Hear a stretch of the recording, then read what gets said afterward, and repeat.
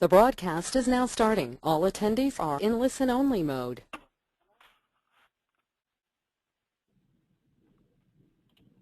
Hello, everyone, and welcome to our Call for Organizers and National Campaign Update.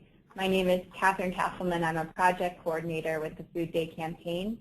And today we're excited to bring you speakers from around the country, as well as Dr. Michael Jacobson, who's the Executive Director of the Center for Science in the Public Interest.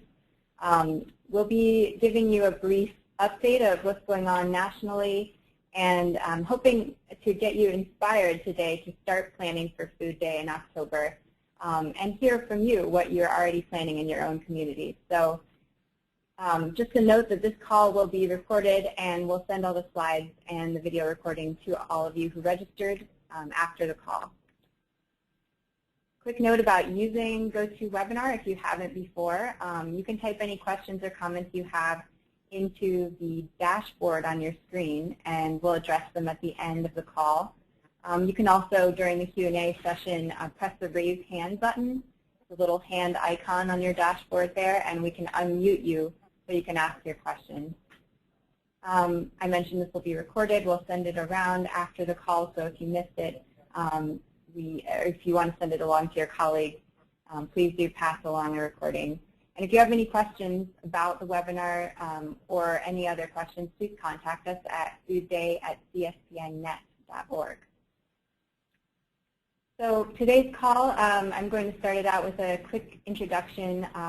Dr. Jacobson from the Center for Science in the Public Interest is going to motivate you with some ideas and get you excited about Food Day. And then we'll move on to Leslie Craig from the Department of Health and Human Services in Chicago, and Rashida Ferdinand from New Orleans and the Sankofa Community Development Corporation.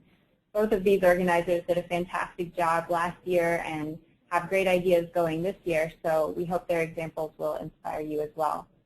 And at the end, we'll leave time for question and answers and some comments from the audience. So now I'm going to introduce Dr. Jacobson. Dr. Michael Jacobson is the Executive Director of the Center for Science in the Public Interest and the founder of Food Day. We're excited to have him here today. He's a leader and nutrition advocate. Has been working in consumer advocacy for 30+ years and has a long track record in the field. So we're excited to have him on the call, and thank you all again for joining. So Michael, I'll turn it over to you.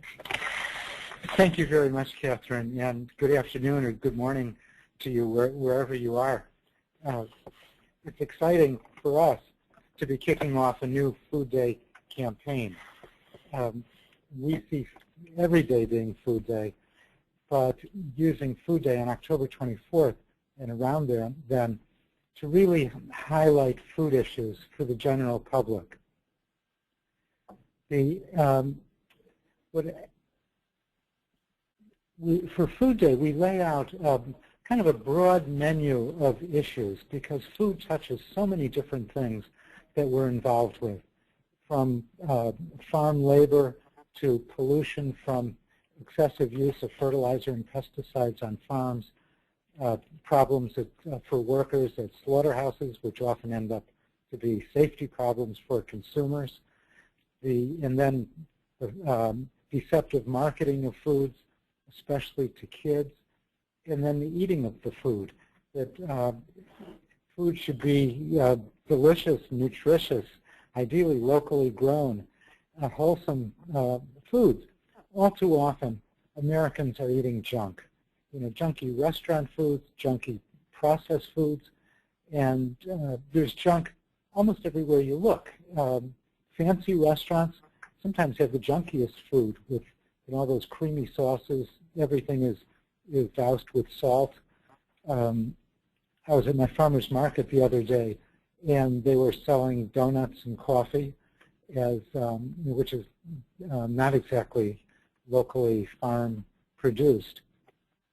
And supermarkets have good stuff, they have bad stuff, and I see Food Day as a way to kind of shift people in the right direction. We're not going to change everybody's diet totally from quarter pounders with cheese, fries, and a Coke to organically grown kale and chickpeas. But I think we can move everybody a little bit in the right direction on Food Day, getting them to switch from white bread to whole grain bread, or high fat to low fat milk, or to be buying more locally and or organically grown foods, a little more than they have. So we've laid out this broad agenda, and then the Food Day people at the local level, you guys, really organize the events, and you decide what's going to happen on Food Day in your community, or maybe your home even, something small, something large.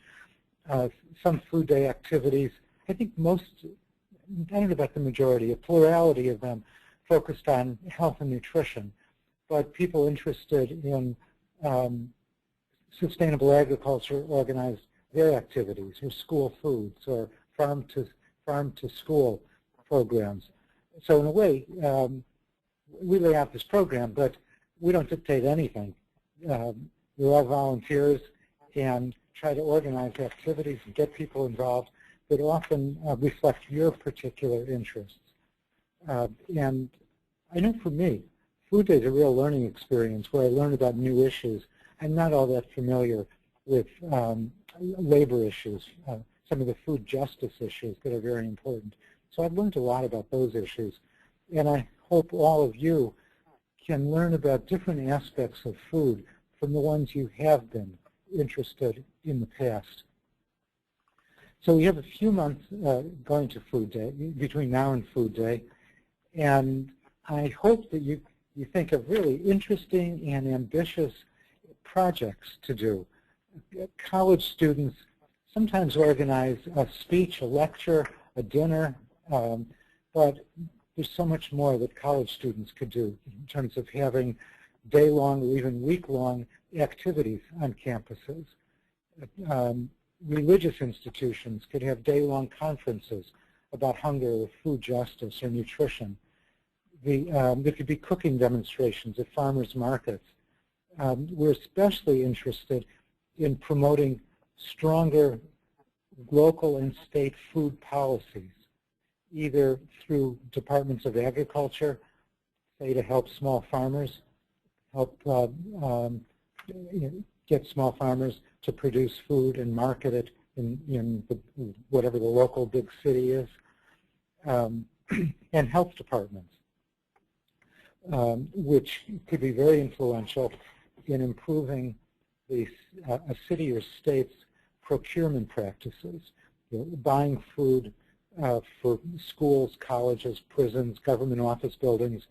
That's a real marketplace force that more cities and states can be using to move the food system in the right direction. So local food policies are very important and can reach entire communities more than will go to a conference at a local junior college. And I hope you come up with some really creative ideas. Our various organizer guides include some ideas. I just want to mention a few that I really liked. A pop-up grocery store in a poor community in New Orleans. And I think my favorite was that a grammar school in Anchorage, Alaska, organized a taste testing of locally grown Alaskan carrots compared to California carrots. And I think the vote was 2/3 of the kids said that locally grown Alaskan carrots were tastier than the ones that took a few days to migrate up the coast into Alaska.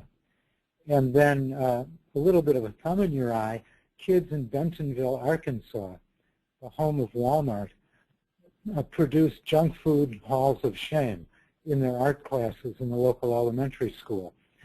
And other people organized pour one out events, pouring out soda pop into a sewer and telling the local community what they thought of those. So some of these are really can make the evening news. Others are just fun to do. And then there are the more serious ones like conferences on local food policies. So Catherine and Lilia told me that already New York City is planning one of the big events where they hope to get 1 million people crunching into an apple at noon on Food Day in New York City. And Massachusetts organized there were 500 events in Massachusetts last year. This year they're aiming for 1,000.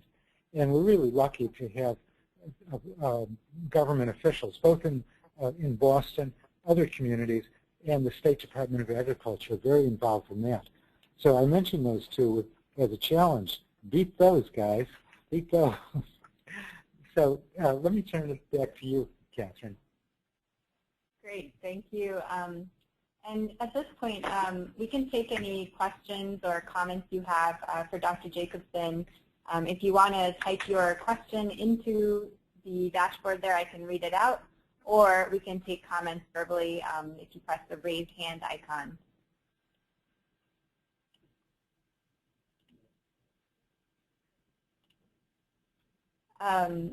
So Stephanie, you had a question about what other groups we are coordinating with, and maybe if you want to clarify a little bit, we do work with national as well as state and local groups. Our partners list is about 100 organizations, including national partners such as the American Public Health Association, the National WIC Association, National Farm to School Network, National Sustainable Agriculture Coalition, Farm Worker Justice, and many others who on the national level are supporting Food Day.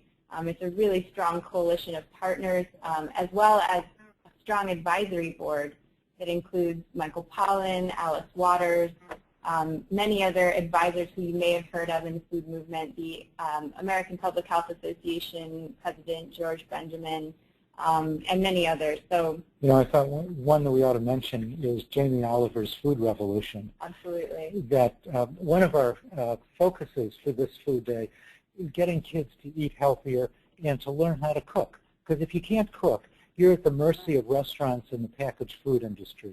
We've got to get kids cooking. And so that's Jamie Oliver's whole focus. And so we're excited to be working with them. We're mounting a food education campaign because food education for kids is a big part of Food Day now. And also the organization of school home economists is supporting Food Day. And we hope that they sponsor tons of activities in public schools. Yeah, and I will be happy to share the link to our food education campaign page. I'll get to that in a minute. Stephanie had another question about, I suggested Pour One Out campaign, pouring soda pop into the local sewer, and Stephanie wonders, isn't pouring soda into the sewer considered a toxic waste spill? And I suppose it is, but I hope the environmentalists will excuse us for one day to show people where soda pop really should go. And if you're worried about waste, maybe you could just pour it into a bucket instead. So Robin had a good question. She says, I work with individuals 55 and over. Any suggestions for events focused on healthy eating for seniors? And I think that's a really important point. Many in the hunger community have pointed out that senior hunger is an often overlooked issue. Our June newsletter, which just came out for Food Day, focused on hunger and food access. And I think you raised a really important question. This is a great opportunity to use Food Day to raise awareness about senior hunger, work with a Meals on Wheels chapter or with another organization that addresses senior hunger to hold events and promote what they do.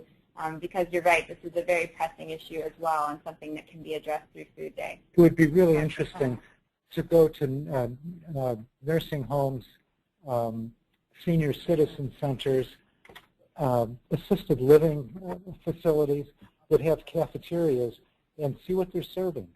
Because by the time people get to be 70 or 80 years old, at least 80% of those people have high blood pressure. And I'm sure that many of the meals at these facilities are loaded with salt. And cutting salt should be pretty easy.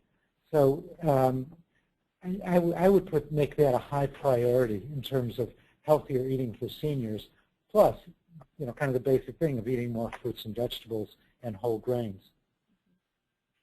And the Nutrition Action Health Letter, which Center for Science and the Public Interest publishes, is a great resource for healthy eating tips. So that might be another resource you could go to for events around healthy eating for seniors. Rod Shepard was wondering, how can we connect with other potential organizers in our areas to combine forces? I'm really glad you brought that up. I was going to sort of go over this in a later slide, but I think it's important to get connected early on, and I'm glad you're thinking about this now, to others who are organizing so that you can combine forces. And the way we do that through Food Day is by assigning local community coordinators. And you can go to our website, foodday.org. I think it's /coordinator, but I have the link later on. I'll send it around. I encourage you to go there, look up your area, and see if there's someone listed as a coordinator. If there isn't, please fill out the very quick coordinator survey and register to be a coordinator yourself. The coordinators really help to bring together multiple organizations and organize multiple events in their region. It can be on a neighborhood level, a state level, or even a regional level. So we encourage you to get connected with those folks through our website. We list their name and email, contact information. And if you can't find anyone, register to be a coordinator, and feel free to contact us at foodday@cspinet.org, and we'll get you some ideas to start organizing. The local coordinators are really the most important key to get the Food Day activities going, because these are people who would go to the school system, the local health department, the PTA, maybe the Scouts, a council of churches or synagogues, and be the multiplier that activates networks to try to get tons of activities going. Between them and people on colleges getting events throughout colleges, those are really two critical components of Food Day. Brandy Thompson is wondering about a form letter or email that you could use to provide to public officials like our mayor, and the answer is yes. We have a lot of those form letters, blurbs we can send you, so please email us at foodday@cspinet.org, and we'll get you hooked up with some materials to start with. We also sent a letter to invite mayors to participate, and actually the American Council of Mayors last year made a proclamation in support of Food Day, so that's a strong reason for mayors to participate again this year. We had dozens of mayors and governors issue proclamations saying October 24th is Food Day, which is nice, but local people have to really light a fire under them to get the city or the state to actually do something. And people should go to the resources section of the Food Day website, foodday.org, because we got lots of resources as parts of coordinators' guides and other documents. And Ariel, the resource that I mentioned for healthy food access was our June newsletter. We were talking about hunger and food issues, but also the Nutrition Action Health Letter, which you can find more information about at cspinet.org and nutritionaction.com. Is that right? Yeah, and we charge for Nutrition Action. The newsletter that comes out 10 times a year, and is basically how we survive. Food Day wouldn't exist without the subscribers to Nutrition Action. So one more question, and then I'll sort of move on to talking a little bit more about resources so we can have time for our presenters. Amy Gallagher was wondering if there has been any participation with Kiwanis clubs, Rotary clubs, and if not, would you support us partnering with them? And the answer is absolutely. The organizing on the local level is really up to you, and we encourage you to think broadly about which partners you could engage. We haven't gone to those service clubs in the past, and we should. We have tried to get the Boy Scouts, Campfire Girls, Girl Scouts involved, and we just didn't make any headway. And I think some of it is they get corporate funding, and some maybe they plan so many years in advance, but they should be involved.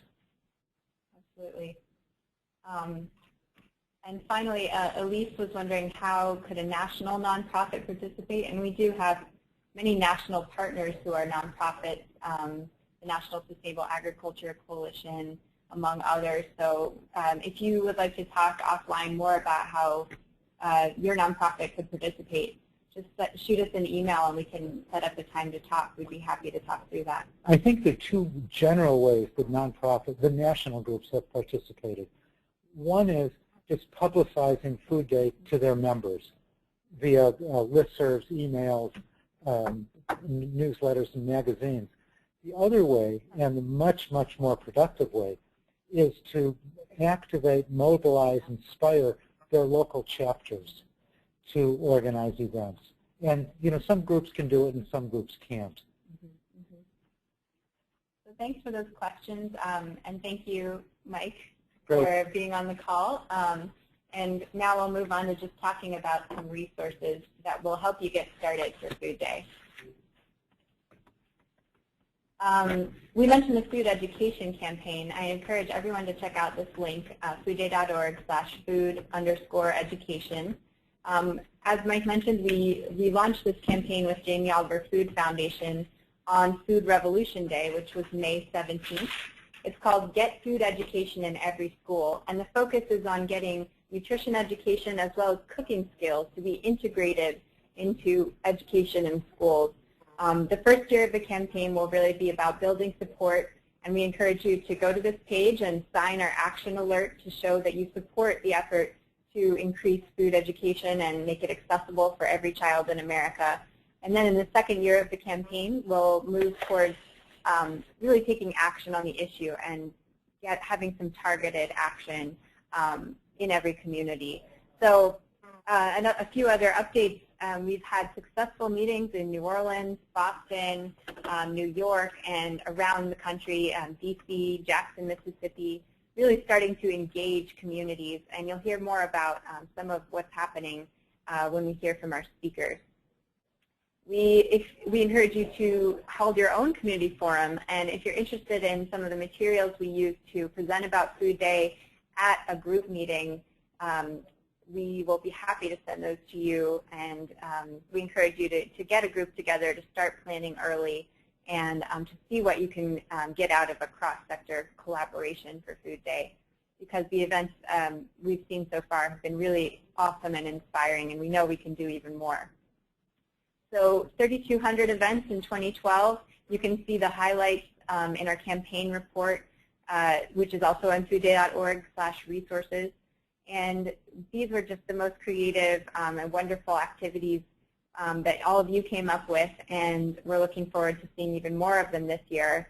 Our goal is to have thousands more, if possible, in every state across the country. So register your event early if you can at foodday.org/host_and_event, and I can send that link around in the follow-up, so that we know you're planning and that other people in your area can search for events happening and find that you're also planning an event. We mentioned finding a coordinator. That's also at our website, foodday.org/coordinate. And you can also sign up to take the coordinator survey yourself and become your own area's coordinator. Some more resources. You'll find posters, logos, promotional materials, brochures, one-pagers, everything you could need to promote Food Day and make it your own at foodday.org. Our national map to register your events is a great tool, and I really encourage you to register a placeholder early in the year if you have some details set. We also have a cookbook of Eat Real recipes approved by Food Day and CSCI, some really tasty and healthy items in there.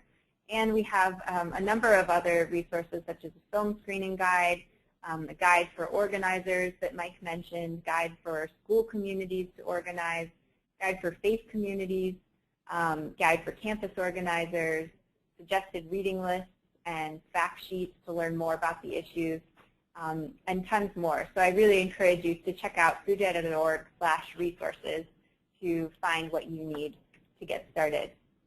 Very quickly, I'll mention the Food Day Leadership Series, which is our capacity building and skill building series for organizers. They take place monthly, and we've had about 3 so far, focusing on topics ranging from community change and theory of change to policy advocacy. And we have one coming up that I'm very excited about on June 19th, which is a few Wednesdays from now, Tools for Policy Change, Food Policy Councils. And Mark Winnie, who's a Food Policy Council consultant, will be speaking on that topic and how you can use local food policies and put them to work in your community.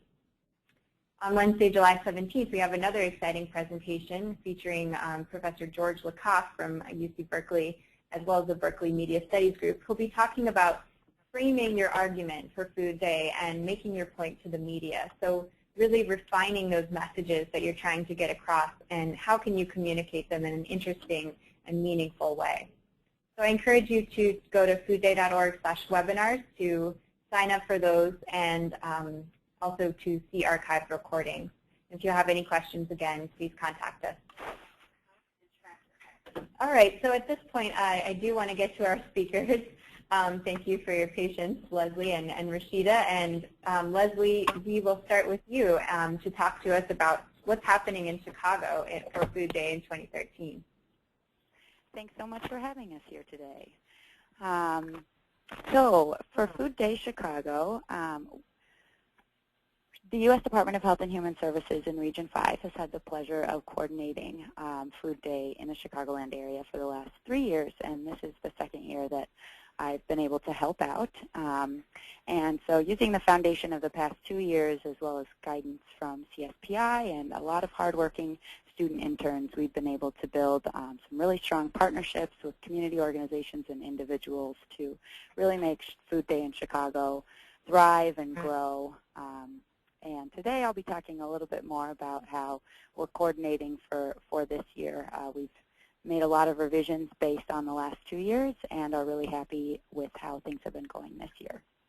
So the first thing I would say is the real recipe for success for Food Day, and I think this probably applies to any location, is that having motivated and passionate people at the table who are engaged in Food Day, who want to know what it is, want to step up to the plate and get involved is really critical. And then also making sure that you communicate as much as possible with those folks in a comprehensive as well as efficient and effective manner to make sure that everybody feels included, involved, and that they understand their role and how they can contribute to the greater effort. So I think that's important to kind of consider as you are looking at the framework of how you put together your Food Day. So the next slide, and I think it's up already, is some of the organizing partners that we have at the table here in Chicago. As you can see, we have a large variety of different organizations, from community organizations to local government to institutes and associations, for-profits, nonprofits, academic institutions, culinary schools, food writers. So having this variety of folks at the table really helps us to engage as many partners as possible, and also to get a lot of interesting perspectives, feedback, and guidance from our community as we move forward in our efforts. So our organizing structure is really based around recruiting and retaining folks, and we do that through regular meetings and committees for the most part. So our recruitment strategy at the beginning of each Food Day year is to really look at our contact list from past years, talk with CSPI about who they were able to engage, who signed up websites on their site that maybe weren't engaged in our meetings in past years, and really try and bring those folks to the table. We also have really ramped up our social media presence over the years, and I'll talk a little bit more about that later, but that's been a really solid mechanism to inform people and bring them to the table. And then, of course, holding our regular meetings. So as you can see, we have had bi-monthly meetings from February up until now, and next week we'll have our June meeting, and then we'll fall into a monthly meeting schedule. And this is really based on the feedback of our participants in past years. They wanted us to start as early as February so we could really get the ball rolling and folks could feel like they understood how they could contribute, and even if they couldn't sign on in February, they could jump in September even, and would be able to really contribute to what we're working on. And then lastly, we have established committees, and those committees are really based on whether or not we have individuals that are willing to serve as chairs of those committees and really keep the ball rolling. And that's been really helpful for the centralized coordinators, such as myself, to be able to make sure that things are happening outside of our larger collective monthly and bi-monthly meetings. Additionally, you'll see in the retention piece there that we have a sign-on form list. This year we decided to create a sign-on form. We just did a basic survey monkey that we sent out to all of our Food Day contacts to encourage folks to let us know what committees they're most interested in, whether they were interested to host an event leading up to Food Day or the week of Food Day or on the actual Food Day.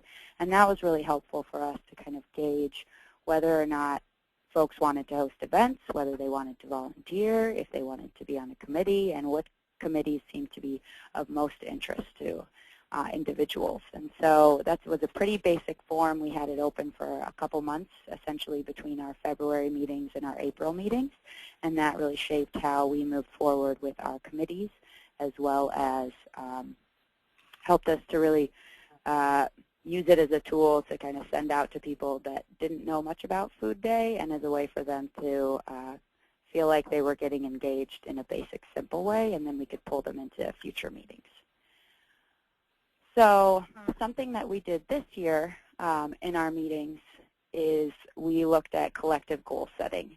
And this was really because so many of our folks that had been coming to meetings over the years said, it would be really nice if we could set some metrics, if we had some collective goals that we could all work towards. So we actually used an interactive polling system so that everybody's answers were anonymous and folks felt like they could really chime in on what they felt like, and then we had a discussion afterwards. So we set aside time on the agenda and allowed people to vote on what they thought were reasonable goals. And we worked with CSPI to collect the information on how many folks, how many organizations hosted Food Day activities and events in 2011 and 2012 in the state of Illinois, as well as, and then using that information, we were able to pull out the Chicagoland or Chicago proper activities that took place and then use those numbers in order to benchmark.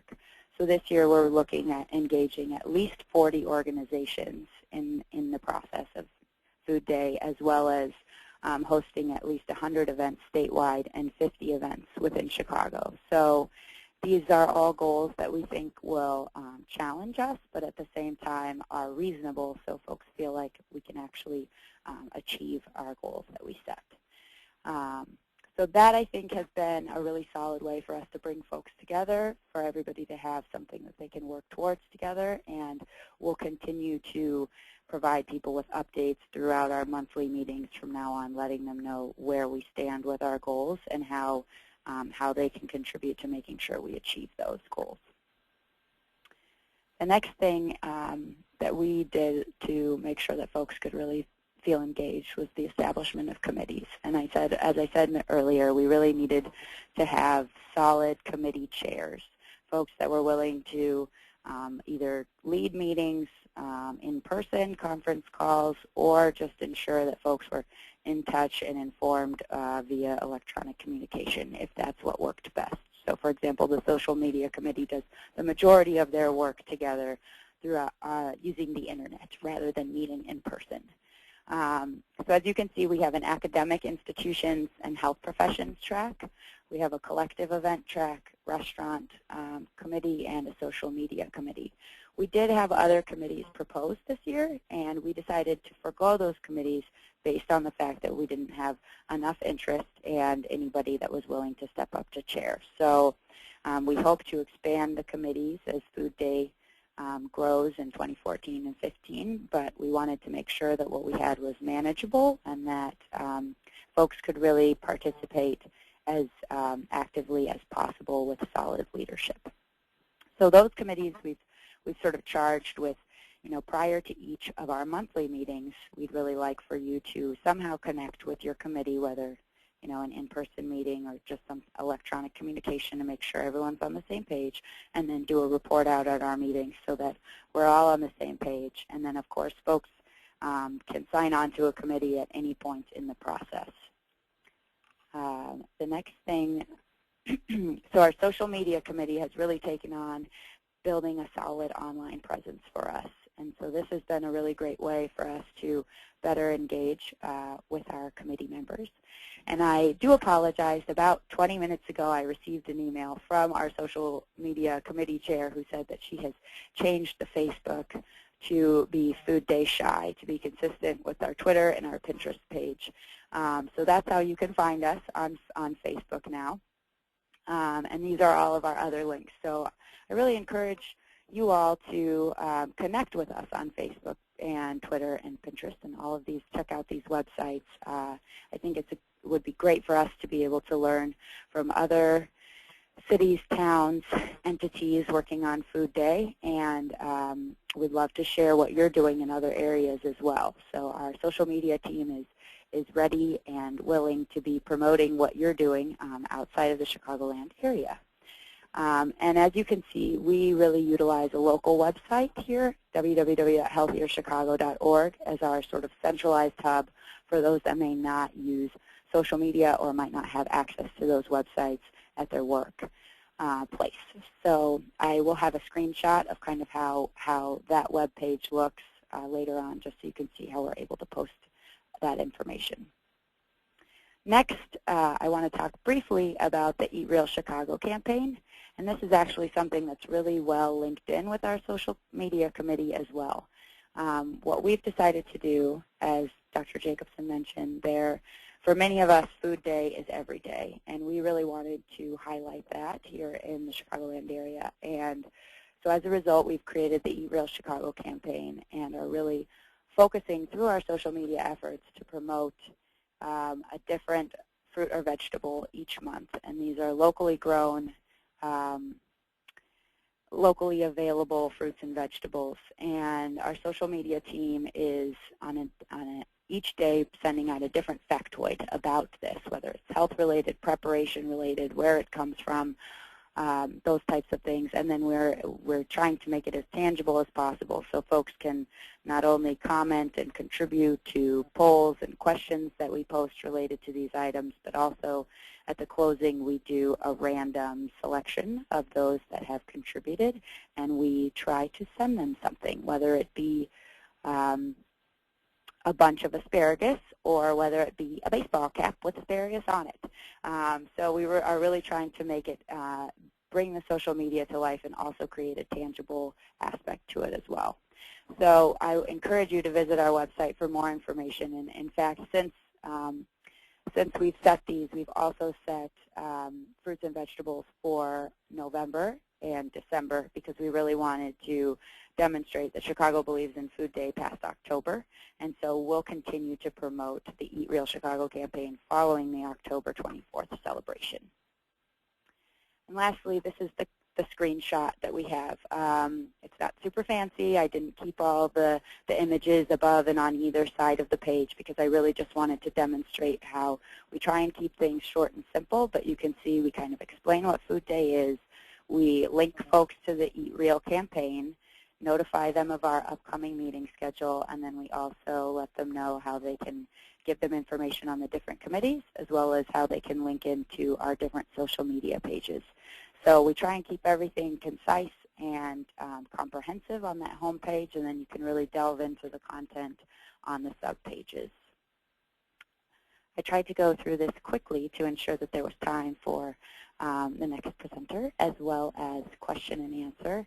But we're really happy with our process here thus far in Chicago. And as I mentioned, our next meeting will be happening next week. And it looks like we have about 50% of our participants will be new to the meeting, which is very exciting for us. But it's also a demonstration that there are folks coming to the table that are not familiar with Food Day or have some familiarity with it pretty consistently. So we're really working on making sure that everyone can feel engaged and involved as possible through all of the different mechanisms that I've discussed here today.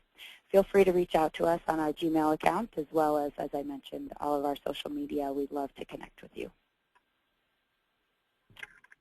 Thank you so much, Leslie. And if you don't mind, we'll share the slides with the registrants today so they can see the structure that you've helped to create in Chicago for organizing there. I think it was very helpful to see, the committees that you all have set up and the way that you've structured your organizing over the past month. So thank you. Certainly, that sounds great. Thank you. Okay. So now I'm going to introduce Rashida Ferdinand, who is the Executive Director of the Sankofa Community Development Corporation in New Orleans. She was an integral part of Food Day 2012 in New Orleans and has been helping us to facilitate community forum meetings and to move organizing forward in New Orleans over the past few months. So Rashida, thanks for joining us today, and I'll turn it over to you to give us an update about what's happening in New Orleans for Food Day 2013. Thank you, Catherine, and hello, everyone. We have been meeting. We had 2 community meetings within the past few weeks that identified a number of different ideas that we could do that could be culminating events, collaborative events, or things that just tied in our work together as a community in New Orleans. What we're doing this year, Sankofa CDC, is another food and fitness fair following the event that we had during 2012. We also divided our fair into a number of different areas that we wanted to address around healthy food and community engagement. We have a weekly farmers market. We held a food and fitness fair within our weekly farmers market. We divided our food and fitness fair into fitness activities, the farmers market vendors, health and nutrition activities, and healthy cooking demonstrations. So we did a lot of outreach to our community organizations, neighborhood-based groups, churches, and asked them to be engaged and work with us and share their resources. So we had church members. We had one of our partners from LSU Ag Center, as you see in this slide here, with Bettina McGee, who's the director of the New Orleans LSU Ag Center division, doing cooking demonstrations for the public, people who attended the fair. And we also had Xavier University Health and Wellness Center doing health screenings, and a number of other partners. We had massages by one of our market advisory committee members, and Fitness Fleet also held fitness activities for children. Our local musicians, Charmaine Neville, performed at the market as well. Tulane University Health Center, New Orleans Food Tree Project, the NAACP branch at Xavier University. So we extended our partnership to a diverse group of people and organizations that were working directly in our neighborhood, as well as providing resources and services to people in our neighborhood, as well as the extended New Orleans area. So the Food and Fitness Fair is something that we started last year. We're going to develop it on a larger scale this year, 2013, and form a coalition of organizations with other organizations to develop our work and focus on some real pertinent issues centered around health, food advocacy, fitness, and intergenerational engagement and learning with elders and seniors in our community. We're also going to launch a mobile market that we've been planning for the past year on that day. Can we move to the slide, the next slide? And so that was an overview of what Sankofa CDC has done, but what we really want to talk about is how we can really develop our work meaning the work in New Orleans, to engage with all of the organizations that have been doing things in work on Food Day around those issues, and see how we can just expand our causes and our initiatives. So one of the things that we did was have these meetings to identify what we really want to see happen. What is an event or an activity that we could do as a collective? And we looked at other models that were activities taking place throughout the country as models for what we want to do. So the Big Apple Crunch, which was referenced by Dr. Jacobson earlier, was something that we really liked, seeing everyone in New York City biting into an apple. Here in Louisiana, we have a real strong tradition of citrus farmers. Satsuma is a Louisiana fruit. One of our community members from the Fit-NOLA initiative, which is a collective of a number of different organizations working under the umbrella of the City Health Department to identify fitness and health advocacy needs, thought of this Big Easy Peel as something that we could do. Everyone peel an orange, peel a satsuma for Food Day. So that's one of the themes that we thought would be a great culminating event for everyone to engage with, and it was really liked in both of the meetings. Both groups enjoyed seeing something like this as an idea for us to do. Another idea was the Passport Challenge, which would be a citywide event, and it's a challenge for everyone to do something that advocates personal, healthy lifestyle. So maybe they would drink 8 glasses of water, or not drink a soda drink, or start a food drive, or attend some local Food Day events, whether it's the Harvest Festival at the Children's Museum, which may be connected to Food Day, or a pop-up grocery store organized by the Lower Ninth Ward Food Access Coalition is done again, or Sankofa does the Food and Fitness Fair again. Whatever events taking place, their farmers markets, any type of activities that support engagement with larger spread groups. That's something you can include in your passport and show that you're being a part of that challenge. So that was something that we really wanted to explore. Another theme that we talked about was having some type of community-wide advocacy against the consumption of sugary drinks, and seeing how we could really address that issue in our community. We did develop ways of connecting to each other. We're looking at Facebook. There's a Facebook page that was developed for Food Day. There's a Google Calendar also that was developed for Food Day in New Orleans. And we're continuing to engage with different groups and nonprofits to see what we can do to work together. An intern from the Tulane PRC has also volunteered time to help synthesize the results of our activities and show their impact, to evaluate them, collect data. And we also have our French Market Corporation that may connect with the Big Easy Peel. And these are just conversations that we've been having about how we can all work together for these different initiatives. But they may have chefs doing demos at the French Market, or do some type of event to support this Big Easy Peel. New Orleans Public Schools have also stated that they would like to highlight some media events around healthy food, which would be a great opportunity for us to connect our work directly with the children in schools. And there's a number of different groups that attended our meetings and were very interested in doing activities, seeing how we could work together on this. Thank you. Yeah, and I think one of the interesting points you brought up was the sort of evaluation of Food Day activities. And we do have someone at Tulane Prevention Research Center that she mentioned that will be helping to sort of collect data about the Food Day events that happened. And this is something for communities to think about, because it helps to expand the effort in future years if you can show some sort of data. Leslie mentioned setting collective goals, so benchmarking, so you can show growth from year to year. This is something to think about as you develop your Food Day activities and make them a larger, institutionalized event every year for Food Day on October 24th. And I think, something else I wanted to mention, a creative idea, since I did have a chance to be present at the community forum meeting in New Orleans. The theme of food access came up, especially because there is an issue with food access in parts of New Orleans, especially the lower Ninth Ward of New Orleans, where the pop-up grocery store happened.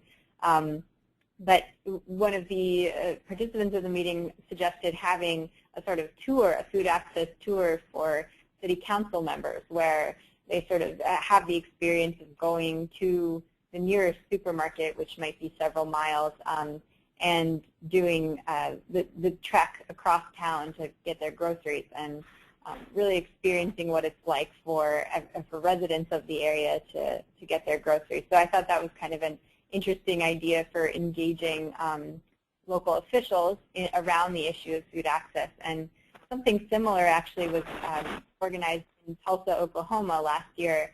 I know that the Tulsa Food Security Council helped organize a food access and food security tour for officials to take them around to some different, organizations that are working to address food access and hunger, but also just to give them a sense of the food deserts that existed in their own cities and in their own regions. So I thought that was a creative theme that came out of one of the meetings. And you know, the personal lifestyle challenges, I think in New Orleans it was a really great to see all of the organizations who wanted to participate by tying in activities that they already take part in October. And it was interesting to try to figure out a way to tie it all into unified Food Day activity. And I think the challenge, the Food Day Challenge idea, ties in all of those who want to participate by hosting their own events, but also offers a chance for people to take part personally and, as you said, to try having healthier diet choices, to start a food drive, to hold a film screening and a discussion. So we hope that eventually we'll have a calendar for the month of October that can be passed out at events and at locations who are participating in the Food Day Challenge, and encourage people to take part on something every day of the month in October, because Food Day really does try to be a year-round initiative. It's not just one day. It's about launching projects. It's about raising awareness about year-round activities to promote healthy, affordable, and sustainable food. So thanks again, Rashida, and we are really looking forward to see what happens in New Orleans. I think you guys are on an awesome track, and I really like the Big Easy Peel idea, so I hope that comes through. And now I think we'd move on to some questions and for you, because I'm sure you have some questions and ideas to share. So we had a few people type in while Rashida was speaking. Carla had asked, you know, she sees a few coordinators listed for her area about 2 hours away from her area. And is that considered her region? And how many coordinators is too many? Or do you suggest a coordinator for each town, city, county, and area? And what I would respond to that, Carla, is that we do encourage everyone who's interested in coordinating to go ahead and fill out the survey. In that way, we can connect you with people who've already contacted us in the area. And, you know, occasionally there are multiple coordinators for one area, but I think it can be worked out so that you're reaching out to different groups and all organizing events, because it's all in the service of having as many events as possible for Food Day. So I encourage you to go ahead and sign up to coordinate if you're interested, and then we can connect you to those who are also interested in coordinating in your area. And it's sort of to highlight the difference between hosting and coordinating. Hosting an event could be as small as having a dinner party in your house for Food Day, and we encourage you to register those on our national map. Coordinating is more of an active role that does require a certain time commitment per week. It requires engaging multiple groups and sort of being a liaison for your area, so that you can be a point person not only for people locally, but also for us to know what's going on in your region. You'll be the sort of a liaison for the national office as well. So, and it gives you a higher level of access to our team as well as to resources. You get a sort of first peek at our new resources and at being part of these Food Day leadership webinars. So we try to keep you in the loop, especially if you do sign up to be a coordinator. And Brandy Thompson brought up the point of Food Revolution Day had a page that allowed ambassadors to connect and share ideas. Does Food Day have this type of page? And Brandy, we do. We had a community forum page for coordinators, and it was on our website last year, but didn't get a lot of traffic. I think mostly because it was towards the end of the campaign when we had set up our new website. But we are exploring a way for ambassadors. Our version of ambassadors is community coordinators, to connect with each other beyond email and phone and being able to see each other's contact information, but mainly through social media at this point. Our Facebook page, facebook.com/FoodDayEatReal is a great way to find and connect with people. We also encourage you to sign in to foodday.org, create a profile, and you'll be able to see others' public profiles through that page. And when someone registers an event or signs up to be a coordinator, you can actually access their public profile and get in touch with them that way, just by seeing, you know, the events that they've hosted. So I encourage you to use our website, but also if you have ideas for ways you'd like to connect, whether it's via Google Hangouts or other forms of communications, we are always open to those ideas and would be happy to talk more with you about them. So just shoot us an email or give us a call if you have some thoughts about how you'd like to connect with ambassadors, with coordinators in your area. Michelle has a good question. What has been the most effective way for you to get people to come to your events and get interested in food issues? And maybe Rashida and Leslie, you can both answer this one. What are some ways that you've been able to get people to really attend your events and get interested in the issues that you've talked about? We did direct outreach to people in our community. We did write letters to the people we wanted to partner with and invite them to be a part of this event and work with us on the issues we were raising. But in addition to that, we went to neighborhood groups, we went to churches, we went to schools. We talked about the Food and Fitness Fair and why we were doing it, and also made them, invited them to be participants in it. So instead of just saying, come to our event, we said, you are a part of this event. You are engaged participant. So a lot of the demonstrators at our Food and Fitness Fair were youth who were church members or the leader of a neighborhood-based organization, as well as I stated, one of our partners for LSU Ag Center. Our musician comes from Renauer family, the Neville brothers family, Charmaine Neville. She lives right down the street from our market. And we had just a number of groups, our local universities who have college students who also invited their community groups to the program. That was our main way of getting the word out, as well as social media and a basic Facebook and weekly e-blast that we do send out to communicate information to the public. Similarly, here in Chicago, we do a lot of electronic communication, letting folks know what's going on both through social media and email.